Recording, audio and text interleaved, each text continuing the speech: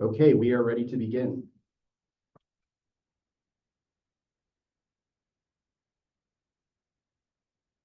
Morning, everybody. Thank you for being here in the beautiful facility, and we're all excited about the tour that's going to follow.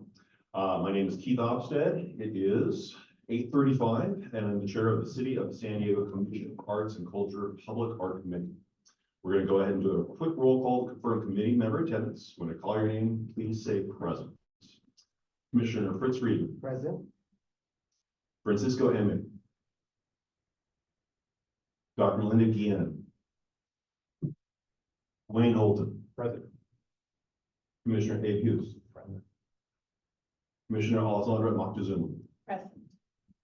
Dr. Anjun Park. Present. Commissioner Imani Robinson. Dr. Denise Rogers. Present. Thank you all for your attendance. It has been noted. We'll now move on to non-agenda public comment, and this is going to be a fairly brief meeting because we're all, like I said, excited about the tour. The public was invited to submit public comment on agenda and non-agenda public items via a web form accessible through the agenda and the commission's website. Members of the public may also join this meeting in person and as webinar attendees. If members of the public submitted comments in writing via the web form, staff will read aloud public comments submitted per city public comment protocol. I'll call on Chuck to read aloud any non-agenda public comment or to call on any attendees that would like to provide comment. Thank you, Commissioner Opstead. We'll start with those members of the public who are attending in person. Please fill out a speaker slip. If you have not done so already, for virtual attendees, please click the button to raise your hand to indicate that you would like to comment, and I will enable you to speak and send you a prompt to unmute yourself in order. When I call your name, please state your name for the record, and you will have 3 minutes to provide comment, after which you'll be placed on mute again. If you're joining by phone, press *9 to raise your hand. I'll call on you by the last 4 digits of your phone number, and when I call on you, press *6 to unmute yourself. Please raise your hand now if you would like to provide non-agenda public comment, or if there are any members of the public who would like to provide non-agenda public comment. Seeing none. Thank you, Chuck. And for the record, I'd like to note that Dr. Guillen has joined us. Thank you.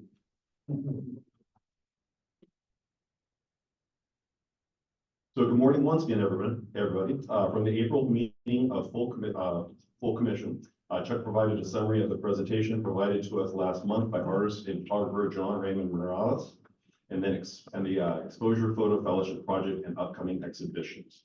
I will offer a quick reminder to stay tuned for more details on the official launch of that in June.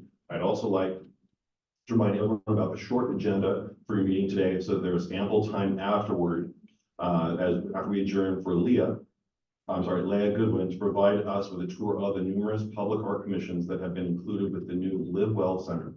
With that, let's proceed with the agenda. So I hope everyone's had the opportunity to review the minutes from the April 12th, 2024 meeting. Would anyone like to make a motion to approve the minutes as they are? Thank you, Commissioner Friedman. Do we have a second? Commissioner Hughes, thank you. We now have a motion and a second. Is there any discussion regarding the minutes? Okay, seeing none. Now we'll go ahead and take a vote. I will call your name and you will respond out loud with a yay, nay, or abstain. Remember that you do not need to have been present at the April meeting in order to go and vote or discuss. Commissioner Friedman. Yay. Dr. Guillen. Yay. Wayne Holton. Yay. Commissioner A. Hughes. Yay. Commissioner Alessandra Moctezuma. Yay. Dr. Anjun Park. Yay. And my vote is a yay as well.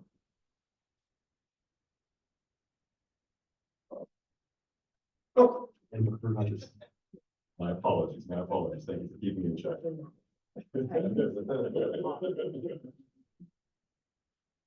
Thank you, everybody. Chuck, please read any public comment for this item that was submitted in writing and call on any attendees that would like to provide comment for this item. Thank you, Commissioner Opstead. No comment submitted in writing. I'll ask attendees in person, any comment for this item? Okay, and those attending virtually, any comment for this item? Seeing none. Thank you, Chuck. Really looking forward to this. In the last meeting in April, we had a really busy meeting, and so we had to push this one back, but really excited for some updates. I'd like to go ahead and call on Chuck to provide the presentation for the Civic Art Collections Management. Thank you, Commissioner Opstead. Yes, so we had intended to share this back in April. I'm happy to get to this now. So this is so what I'm basically wanted to do in response to some interest from commissioners on the kind of the process for managing the collection as well as conserving artworks in the collection. We put together this presentation on kind of how the whole collections management process works. So I'll just start by saying that the collection is made up over 900 the Civic Art Collection with capital C's is made up of over 900 works of art. The collection includes paintings, sculptures, works on paper, and prints that are exhibited primarily in the working environments of municipal buildings. The Civic Art Collection is further distinguished by integrated works in cities, libraries, parks, public safety facilities, civic buildings, and other public spaces throughout San Diego. So all of the projects that you provide feedback on, that you make recommendations on, those are, when they're completed, those are all eventually incorporated into the Civic Art Collection. So the Civic Art Collection contains cultural assets that belong to all of San Diego's residents per the San Diego Municipal Code, administrative regulations, and department instruction.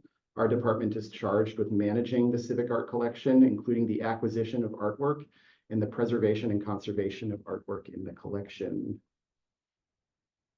So the way that we kind of wanted to approach this is to kind of go through sort of the life cycle of an artwork in the possession of the Civic Art Collection, and to kind of start out with acquisition. So when we take physical control of the artwork through commissions, purchase, donation, or a loan, that process starts out with the initial processing, conducting inventories and condition assessments, photo documentation, and in addition to, for commissioned works in particular, anticipating and accounting for the conservation needs of an artwork throughout its lifetime. And I'll get into more on that in a little bit. So one example of a recent in situ permanent work in the collection is Rob Lay's Ebb and Flow, pictured here, which was included with the Choyos Water Operations Facility that opened in 2020. So the next step in the process is collection recording. So putting together an accession record of the work in the collection database for management purposes, information, and monitoring. And so I'll take this opportunity to show some recent examples of portable as opposed to in situ additions include the 100 artworks acquired as part of the SD Practice Initiative. And so pictured is Elise, the city's contract registrar, here intaking artworks for the SD Practice Initiative. And Elise assists with creating and maintaining records in the collection database. In these ways, and as guided by policy, the city operates to museum standard. The next step in this life cycle is exhibition and monitoring. And so in situ works are, of course, on exhibit by definition when the facilities that they accompany open, and portable works are curated and installed, as mentioned previously, in publicly accessible facilities throughout the city, including in large part in library branches. Pictured here is the installation of a Bill Moseley triptych at the Mission Valley Branch Library. I'll also point out here that the city contracts with professional art handlers and technicians, as well as conservators and paper and painting conservators, which I'll get into more about later. In addition to that, our office maintains a key performance indicator of having 70% of the collection on view at any given time within the fiscal year. And so, of course, exhibition is also the beginning of the monitoring process that involves our partner departments, as well as periodic comprehensive condition assessments of the portable and in situ works in the collection. So this past fall, with the assistance of our contract registrar, all of the permanent works in the collection were assessed and records were updated. So monitoring and assessments are key data that informs the next step of the cycle, which is maintenance and conservation. When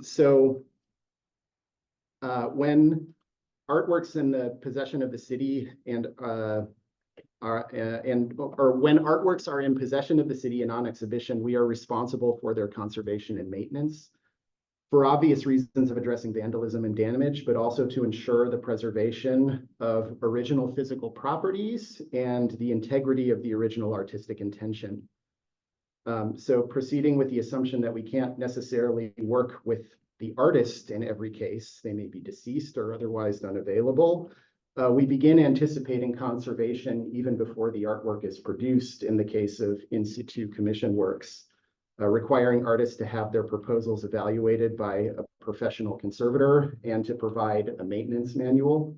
And so with this information, we're able to contract with professional conservators working to standards as determined by the American Institute of Conservation to maintain and restore an artwork's original integrity.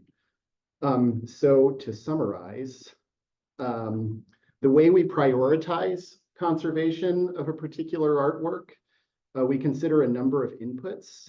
So observations from our partner departments, who are also responsible for ordinary maintenance, such as routine cleaning, and who will recognize when damage or deterioration is beyond their scope. Periodic condition assessments, which result in detailed condition records. So sorry to skip through these quick. And then, of course, funding and the availability of resources and the scope of a given project is another factor for consideration. And last but not least, community observations, and perhaps most urgently, issues of public safety. So I assume some of you may be familiar with the city's Get It Done platform. So the background to this slide was the example of what we see in the portal when we get sent a Get It Done request. So in this case, it was graffiti on Roberto Salas's night visions along Park Boulevard. So in this situation, we coordinated with the Parks and Rec department. We were made aware of the graffiti. And then working with our on-call conservators, we were able to address the graffiti and also determined that the anti-graffiti coating needed some refreshing. And this is a relatively simple item to address, but I'd like to share with you some recent examples of more involved conservation projects. This is another work by Roberto Salas, Dream, from 2001. So one of the unique challenges for us in the maritime environment, which can quickly deteriorate and pattenize metals, in addition to bird droppings and the territorial habits of dogs. Part of the reality of existing permanently in the public realm. So just to give you a little example of kind of some before and after the treatment of this artwork that took place back in 2021. And so we can sort of see the result of the bronze restoration here. And so a more recent example, so given the pride of the community in the Sea Gods sculpture in Ocean Beach and its high visibility to visitors and residents, it was brought to our attention that the anti-graffiti coat was blistering. Again, this artwork bears the maritime elements even more than most. So over the course of a week, conservators carefully stripped away the original coating and did careful color matching and in-painting to restore the areas of deterioration to their original integrity. Finally, they applied a more resilient anti-graffiti coating, which will assist in the expedience in addressing graffiti and other minor surface wear in the future. So just some more images, some more before and after images of this project. And some examples of color matching and in-painting, so the types of things that conservators do with great precision. Moving on from here, so once again, I guess I would say that the way that we prioritize and ultimately initiate conservation projects is based on all of those data inputs that I mentioned previously. And so given, and those projects can range greatly in their scope, whether it's from cleaning up simple graffiti to big, projects to remove and replace graffiti coatings and in paint and so forth. And it can get even more elaborate than that. So some of the works that we are anticipating in the upcoming fiscal year is addressing Las Americas de Lejos by Roberto Salas, which is included with the Logan Heights Library, as well as My Memory Over Your Memory by Shinpei Takeda at the Ocean Beach Comfort Station. So these are two kind of more involved, larger projects that we're anticipating in the coming fiscal year, based on those kind of those data points and the way we've prioritized the projects. So I'd also, and so finally, or just a couple kind of final notes. I'd like to note that we facilitate collections use for lending and scholarly research and for online access. So a recent example pictured here behind the security desk is Amanda Cacciadori in Central San Diego, which was lent to the Oceanside Museum for her solo exhibition back in 2021 or 2022, I believe. We also recently loaned the Carlos Castro painting triptych for similar reasons, and we're anticipating several additional loans in the near future. So, again, it operates similarly to a museum to that extent as well. I also like to take this opportunity to remind everybody that every artwork that is currently on view publicly is also accessible through the web portal, where you can find detailed images and information about the time, the artist, the artwork's intent. And there's several different ways you can engage with this. There's a screenshot of the collection portal on the left, and then screenshot of the mapping tool on the right. So you can, and the two things are interlinked. So if you were to go to the map and click the pins, you can then link out to the portal itself and find out more information. There's also some guided tours, some self-guided tours in the mapping tool as well. And incidentally, the pins that are highlighted orange are SD Practice acquisitions. So those are the, so we wanted to kind of highlight that recently. Finally, so I'll give you one other kind of wayfinding clue. If you're seeing something out in the city and you're wondering if it belongs to the city or if it's part of the city's collection, you might notice a plaque that looks a lot like this installed. So that's just one of the ways that you might identify things in the wild. With that, so that pretty much wraps it up. I'm happy to take any of your questions. I have two questions. One, I noticed in the oh yes, artwork, whatnot. Yeah. So I can hear you. Yes, it's so the recording can hear you. So I'm taking a quiz. I noticed that in the artwork that was placed behind the security guard, and I guess, is that in City Hall? Yes. There's all this space. There's this piece of art, which is great, but then there's all this space. So my question is, one, how do you all determine if it's only going to be one piece of art in this one space? But if you have a lot of space, can you nominate pieces of art to fill it up? Because I think it becomes richer when you see the scope and the breadth of artwork that's available. That's one.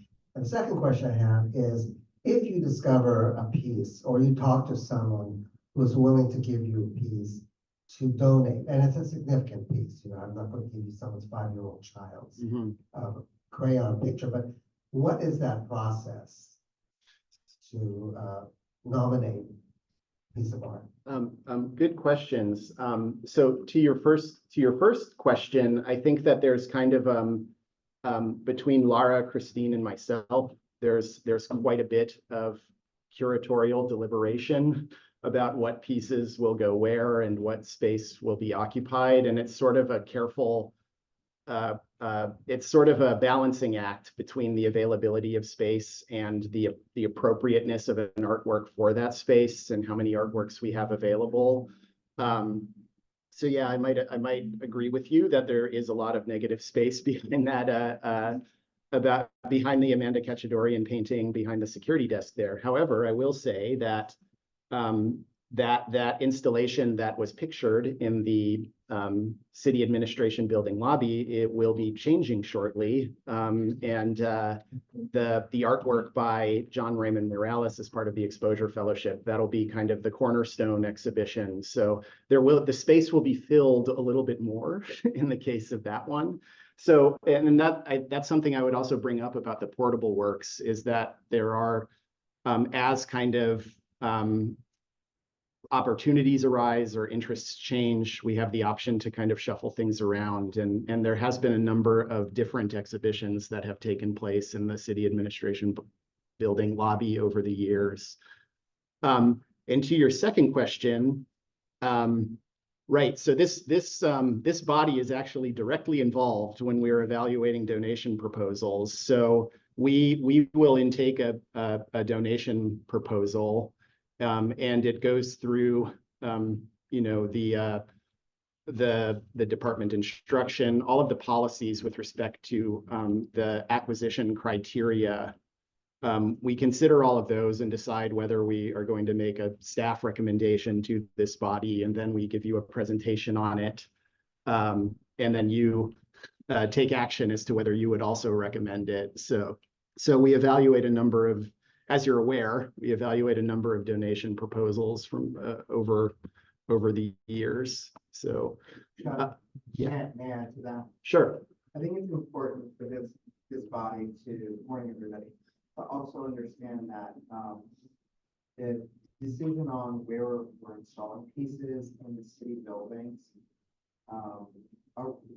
we approach these from the perspective of the client department. So the team works really closely with libraries where the majority of the collection is, but really important in City Hall, or CAB as we call it. We work hand in glove with the council president's office, the mayor's office, in the lobby, the police department.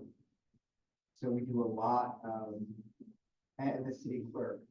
We do a lot of collaborative decision-making when pieces are placed there.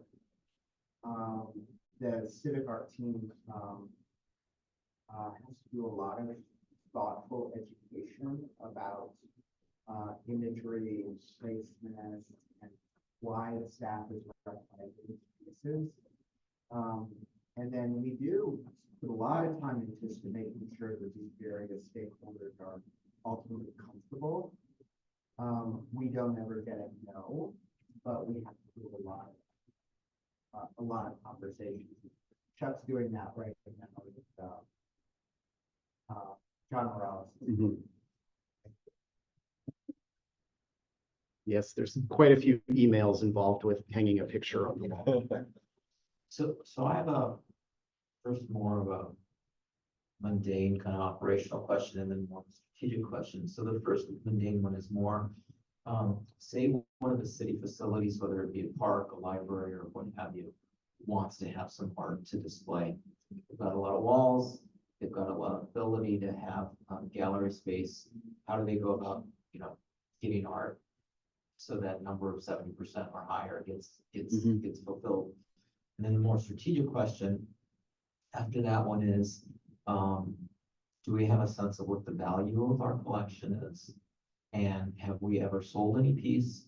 And have we ever thought of deaccessioning pieces to fund other programs? I'm gonna defer to Christine for that question. So, so regarding the question about so the question about the libraries who has the space.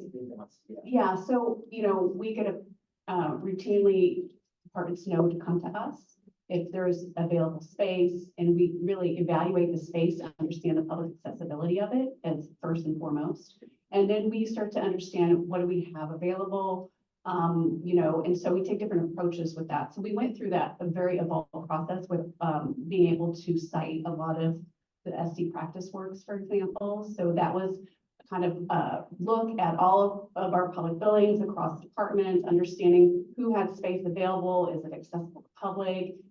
Is it conducive to having art in place, you know? So we have to think about where it is in terms of light sometimes. We have to think about where it is in terms of sprinklers, you know? So we have to kind of do an assessment and evaluation of the sites. And then if it makes sense from kind of a more collections management perspective, then we'll pursue it from a more curatorial perspective to see what makes sense. Okay, but they should be in touch with the department. Yes, they should be in touch with the department. So, and then your question about deaccessioning. So, Value. yeah, absolutely. So as far as the valuation goes, we do valuations on a case-by-case basis because we hold, we follow certain governmental accounting standard board accounting requirements. So because we hold the collection in public trust, we don't have to have every single work valued. So we value as we need to, perhaps outgoing loans and other kinds of requirements that we have. So, you know, we have never done an overall valuation of collection, which is really cost prohibitive. And so we do it more on a case by case basis, but, we have in-house folks that know how to do that in case we ever need to. And then as far as, deaccessioning process goes, that would also be a case where we would want to understand the value of a work before we're even considering deaccession. So that's, you know, first and foremost. So we have a process, just like we acquire artworks and then accession artworks, we have a process to deaccession artworks and then dispose of artworks. So there's kind of, you know, it's a whole life cycle again of an artwork. So when we evaluate an artwork for deaccession, we have certain reasons why we would do that. Perhaps the site is changing, whether maybe it's a site integrated into a building and the site's being demolished or something. We've had that actually happen in the past. And so we have to evaluate, can we remove the artwork? You know, we have to assess whether, or is it going to be destroyed as part of that process? And then we have to kind of move forward with thinking about legal requirements and other obligations we have to the artist, and the state federal laws, as well as kind of a method for how we might dispose of it. You all, as a committee, and the commission is involved in that process in terms of a potential proposed deaccession. We haven't done one in a long time, probably, gosh, I can't remember, but probably like, Welcome. yeah, the Qualcomm. There's wrongs that had to be. Yeah. So my question is actually, what happened to them afterward? We had to actually come back and vote to deaccession. Are you talking about the mural that was on the Qualcomm Stadium? No, I'm talking, there was a bronze bust. There was a bronze bust, yeah. So we went through a deaccession process. There was a number of busts at Qualcomm. And so those were deaccessioned, and because the ownership changed to San Diego State, they assumed ownership of those pieces as part of that disposal, which we communicated with all of you at the time. We went through a large deaccession process. I want to say maybe 7, 8, 9, don't quote me in the years ago, where we had probably over 100, 150 artworks that we identified that somehow over decades and decades and decades, the city had somehow acquired, and without really a lot of thought and intention in terms of the acquisition, because there wasn't a formal process. So we went through a formal deaccession process where we, you know, inventoried all these pieces, assessed their condition, brought them to this committee and commission as a group. And through that process, we were able to get kind of your recommendations in terms of deaccession. And then we disposed of those works. Most of those works went to auction.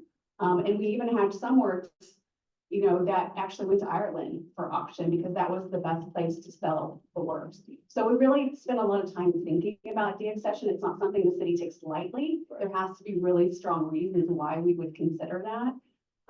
So does that answer your question? Yeah, definitely. Okay. Thank you. Give me a sense of it.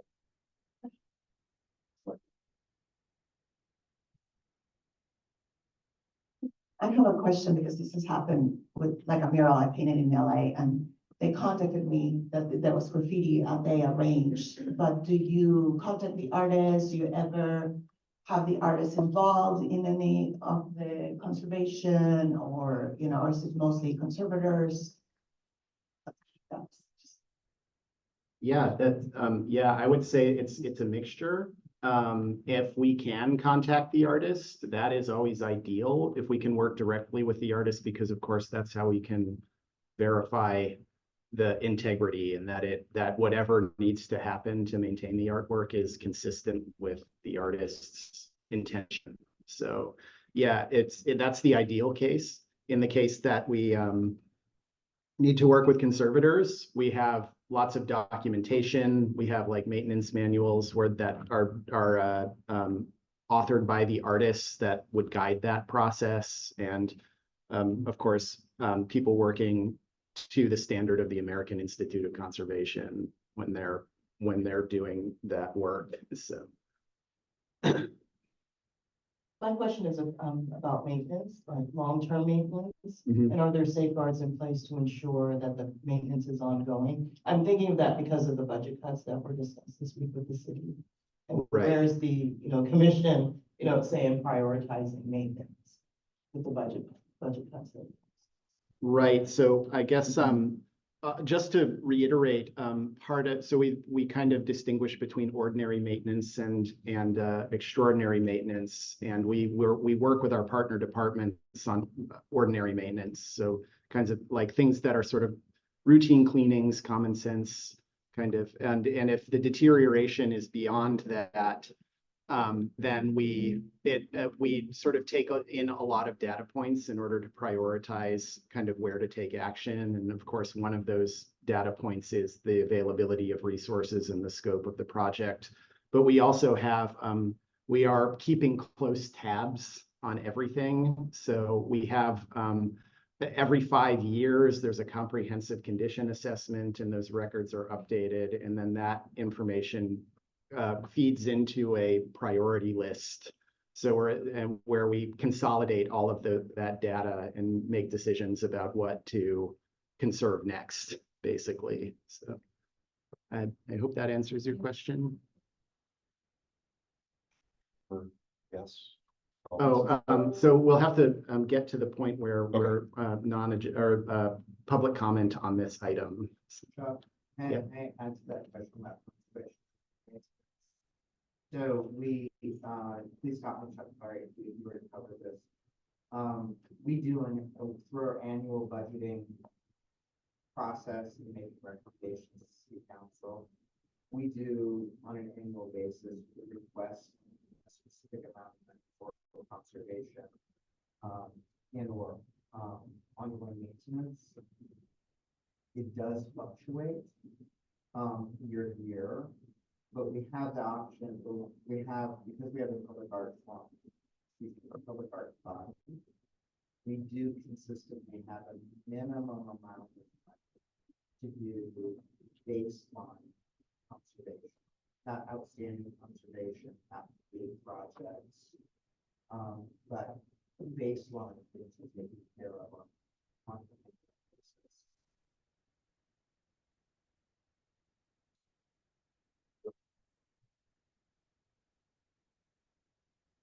Okay, yeah. Thank you very much, everybody, for your comments. Chuck, thank you for that fantastic presentation. I did want to note that Commissioner Robinson has joined us in person, and we also have as guests online Commissioner DeCenzo, as well as in the gallery, we've got Chair Bosley. Chuck, now we can go ahead and read any public comment for this item that was submitted in writing and call on any attendees that would like to provide comments for this item. Thank you, Commissioner Opstead. So I'll start with those members of the public in attendance who would like to provide comment. Hi, my name is Michelle. Thank you so much. I'm learning so much. It's really wonderful to learn about this. I'm curious in terms of how you say that the collection is really a resource for all of the citizens here who live in San Diego. Do you have strategies or plans, or have you learned about how to make this knowledge accessible to the public, like that online tool with the map? I personally didn't know that existed, but I think that's so cool. And I was wondering if you have any procedures in place for when you decide like what artwork goes to a library where a lot of people will see it. Do you have education programming, or do you have education resources that you work with the library to produce, or work with local communities to connect them to? I'm just wondering how people are made aware of that resource. Yeah, thank you for that. I would say that it's kind of, there is the website, which we call attention to from time to time. There is, it's sort of case by case, I would say, in terms of, and as well, of course, the people who staff the facilities where the artwork is installed, take some ownership in that regard as well. But yeah, I would say that it's kind of like it is a yeah, it's sort of a case by case effort, which yeah, in total is a bit informal. But yeah, I think that the website and the mapping tool are very comprehensive. So those are things that we like to highlight. Social media. Yeah. So Very- yeah, so and social media is a relatively new thing for us, so that's been helpful as well. I'd now like to open it to those members of the public in virtual attendance. I see Tracy DeCenzo has a hand raised, so I will allow Tracy to talk. So Tracy, you can unmute yourself and speak when you're ready. Hi, good morning, everybody. Sorry I couldn't attend today in person. I've got a lot on my plate, but I do have a couple of questions and just comments. And thank you for putting this presentation together. I think it's really helpful for all of us to kind of understand where the civic art collection comes from and how it's managed. Okay, so first question is, do we have an idea of what the current unfunded needs list is and what the amount is for restoration and improvement of any of these projects? There's always a list of unfunded needs, and I'm just kind of wondering what the amount is, if we can apply for grants or ask for money or whatever extra we need to do for that. Also, I would really like to have a copy of this presentation so that I can show it to community groups in District 2. I think that this is something that's really important that people understand and know that there's public art out there. I remember when I first started on this commission, I was actually giving a presentation to as many community groups that I could and telling them about this great mapping tool and how to find our civic art. And I believe that people were pretty receptive to that. So if we could get a copy of this presentation and maybe your notes, Chuck, on it, then that would be really helpful so that the commissioners themselves can go around and talk to community groups and tell them how great of a tool this is, because I found it really helpful to know that there was a map.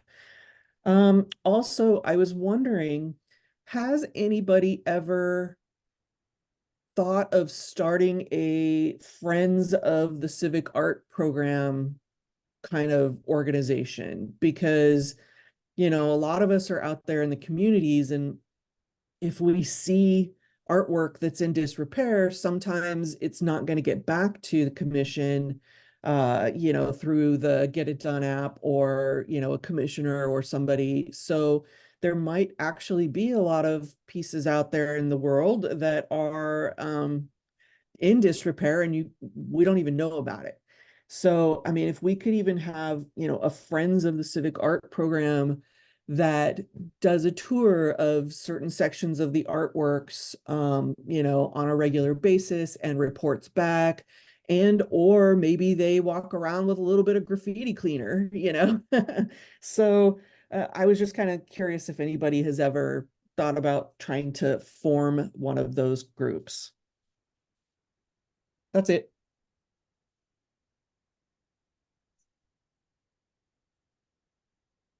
I'm gonna take that question to help Chuck.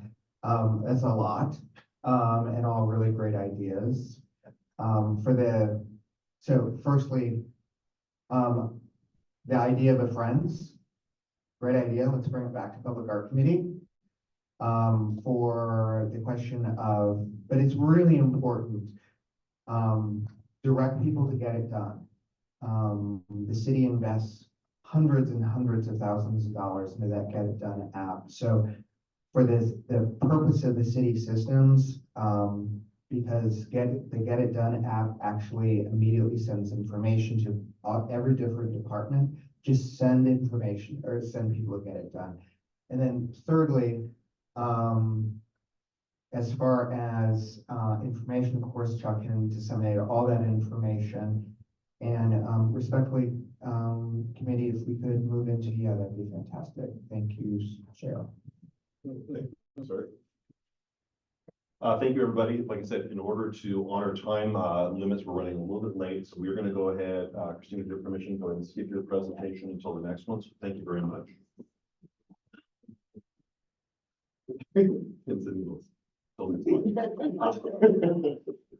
So Chuck, finally, for committee reports, please read any public comment for this item that was submitted in writing. And call on any attendees that would like to provide comment for this forum. So for the reports, no comment submitted in writing. Is there any comment from public attendees? I'm seeing none virtually, so. Thank you, Chuck. Yeah. And thank you, committee members and guests. The next meeting is planned for Friday, June 14th. This meeting is officially adjourned at 9:16. Thanks, everybody.